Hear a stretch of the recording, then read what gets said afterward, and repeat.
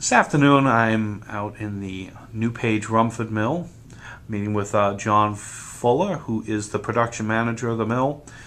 John, how long have you been here at the NewPage Mill? Roughly about 10 years. And what have you seen in the past couple of years with these market-related downtimes? You've had to deal with, talk to the people that are being laid off. What's been the reaction or the concern of most of the people? I'd say certainly over the last couple of years, as we've seen more and more of the market downtime affecting this facility, we've seen a heightened sense of worry, and I think fear would be a fair word, as people have become less and less certain of what is in store for them for their career and everything associated with that. And as you're out and about in this area and talking to people, what have you seen in the community? Is there a general feeling of nervousness, or? I would say yes, although I have to say I'm not as tightly connected with this specific community because I do live in the neighboring state over in Gorham, New Hampshire.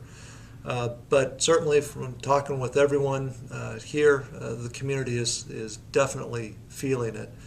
I think I can kind of relate it to my own community that I live in, where we also have a pulp and paper mill in that community, and it has gone from, in the time that I was associated with that mill, it went from about 1,000 employees down to currently about 250 employees remain.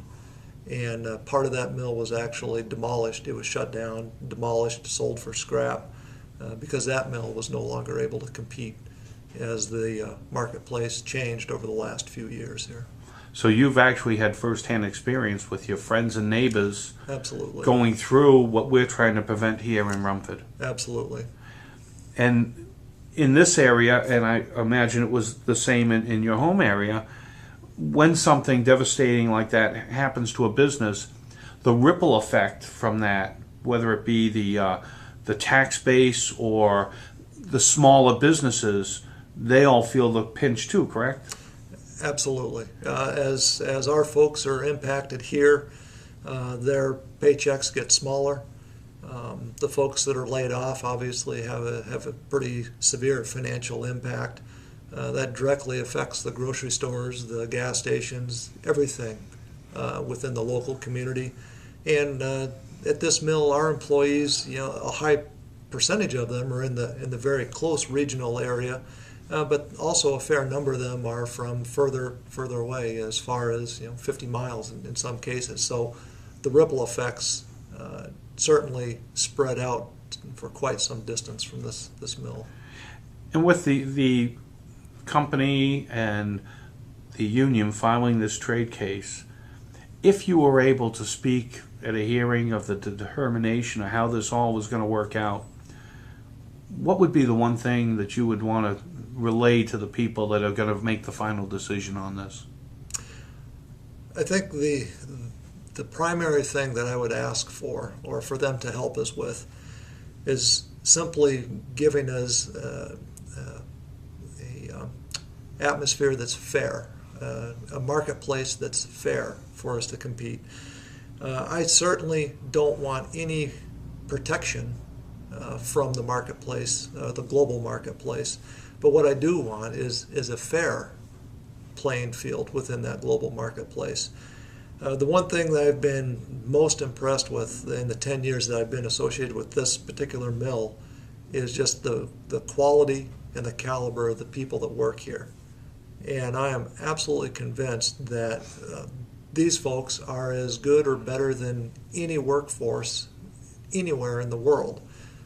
Some of our equipment is a little older than some of the other mills, but we're also pretty ingenious with how we use that equipment.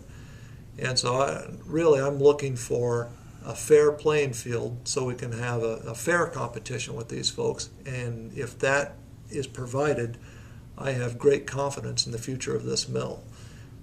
If it's not a fair fight in the global marketplace, then to a great extent, the outcome is taken out of our hands, and we're at the mercy of an unfair situation. John, I really want to thank you for your time that you spent with us today. if there's anything else that you want to say, I mean, I feel that you have a lot of information on what's happened in your home area. But when I look around here, if something was to happen to this mill, what would people do for work? Would they have to uproot their families, or is there other manufacturing? That is one of my biggest concerns. I know from my firsthand experience in my hometown of Gorham, New Hampshire.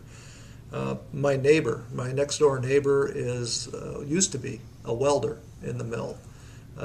He is currently self-employed and really kind of partially employed. The guy that's kitty corner across the street was a pipe fitter. He currently works for a small local contractor, great contractor, but certainly not making the type of living that this fella used to make, and so his family has had to adjust. A fella 2 houses down the street from me worked in the hydro operation over there. He ended up retiring early because of limited opportunities in the area.